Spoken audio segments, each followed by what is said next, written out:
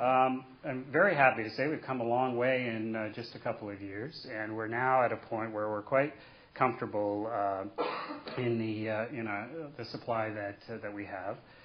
We are even facing a new problem, actually, in that we have periods where we actually have surplus baseload generation. Paul touched on it a little bit this morning.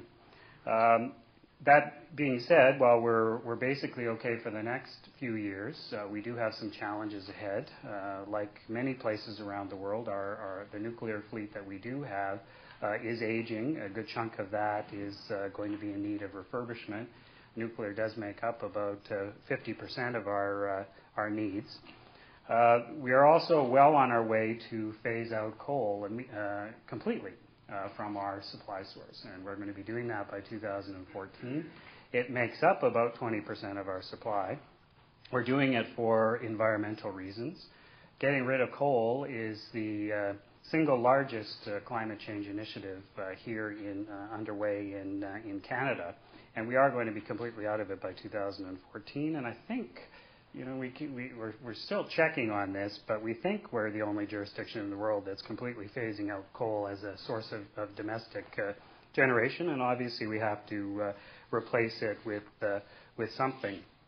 So building on that trip that Minister Smitherman made a year ago, as well as very extensive consultations with the public, with stakeholder groups, and a variety of others, the government here developed a really groundbreaking piece of legislation that was passed into law in May, and it was called the Green Energy and the Green Economy Act, which really does position Ontario as a North American leader on a number of fronts.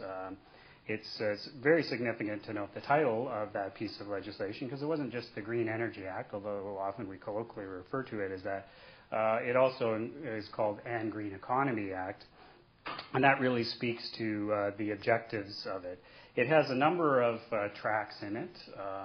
Smart grid is in there, and Paul touched on a number of the Smart Grid Forum recommendations that were enshrined in that legislation. Obviously, it has a renewable component, but it also has a conservation component, and that's, again, where the Ontario Power Authority comes in. Conservation has always been first on the list for us, whether we're looking provincially or local energy planning. We have a target of about 6,300 megawatts a reduction in peak demand by 2025. And that's a very, very ambitious target. Just to put it in context, it's the equivalent of taking about 1 in 5 households off of our grid altogether.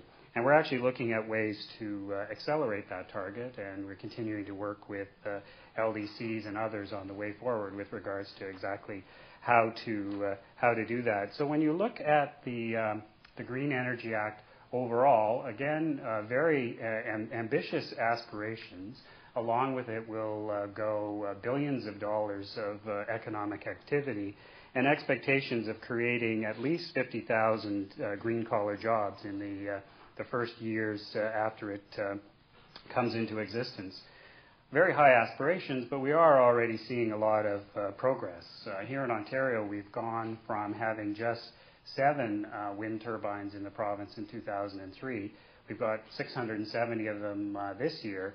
And by the end of 2012, we expect that number to get up to more like 2,400, and that represents over $6 billion of investment this year, and growing to probably 10 to 11 billion in 2012. We're looking at 100,000 rooftops in the near future having solar PV panels. And those are just a few glimpses into the possible. To put those numbers in some context, Jose laid out a few of them. We are a province of about 13 million people. We have installed capacity of about 33,000 megawatts. Our highest ever peak demand was in the zone of 27,000 or so, but with economic slowdown and conservation, we're now more in the zone of 24,000 megawatts. And as he mentioned, on the off-peak, we're down to around 11,000 or so.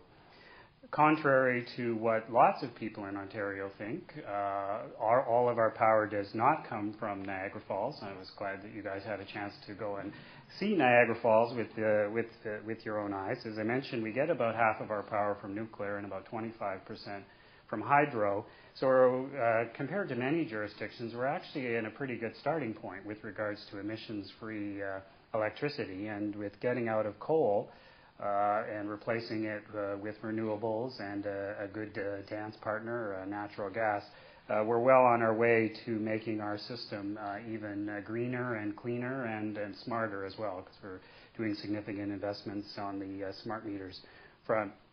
A lot of that is actually in the pipeline already. We're looking to add maybe 3,000 to 4,000 megawatts of green energy to our supply mix just in the next number of years. And clearly the feed-in tariff program is a cornerstone of that. The new feed-in tariff program does open the door in many ways that simply weren't possible before. It does cover off a wide variety of fuel types, just as in Spain. When you saw a rapid uptick in wind energy, we're expecting to see the same kind of thing. We don't have offshore wind yet, but that is a feature of our tariff, and we have huge offshore capacity, so we're expecting that that won't be far off for us. Lots of interest on the solar front, a lot of interest on the bioenergy front. We're looking at converting some of those coal plants to biomass, and some of them are large coal plants, and we're very much leading edge with regards to looking not only at those kind of conversions, but also looking at the fuel supply chain. We have lots of wood and pulp and agricultural waste, and we really are looking to push that even further.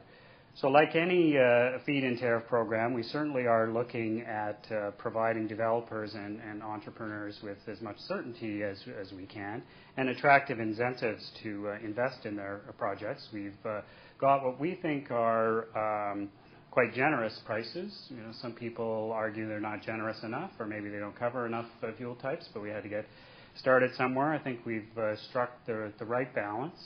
Those prices are designed to cover capital and operating, maintenance and connection costs, as well as provide a reasonable rate of return. In some cases, I think it might even be a more generous rate of return than some of the Spanish feed-in tariff. We're designed, we provide 20 and 40-year contracts, and the idea is that it roughly covers off an 11-year payback and an 11% rate of return. And I think in Spain, there's maybe in the single digits. It's an open-ended program. We don't have any set targets with regards to the amounts that we expect to come forward. It is take all comers with must-connect provisions, and provided that basic economic criteria are passed.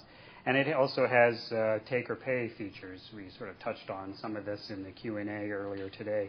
As well as socialization of some of the parts of the connection costs. Maybe unique to Ontario, we have special provisions to encourage Aboriginal groups through additional premiums or top-ups to prices, as well as helping municipalities with some of the costs that they might incur, and also trying to give a leg up to community groups to participate in the program.